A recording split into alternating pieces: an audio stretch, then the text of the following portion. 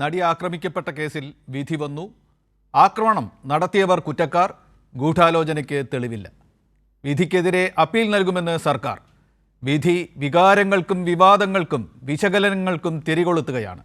ഇരയ്ക്ക് പൂർണ്ണ നീതി കിട്ടിയില്ല എന്നും കേസിൽ പൂർണ്ണനീതി നിറവേറി എന്നുമുള്ള രണ്ടഭിപ്രായങ്ങൾ ഉയരുകയാണ്.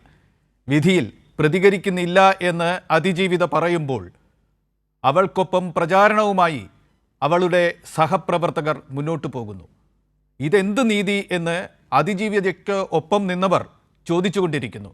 ഗൂഢാലോചന നടന്നു, അത് തനിക്കെതിരെ എന്നും തനിക്കെതിരെ കേസുണ്ടാക്കിയത് പോലീസിലെ ക്രിമിനൽ സംഘം എന്നും ദിലീപ് അവകാശപ്പെടുന്നു.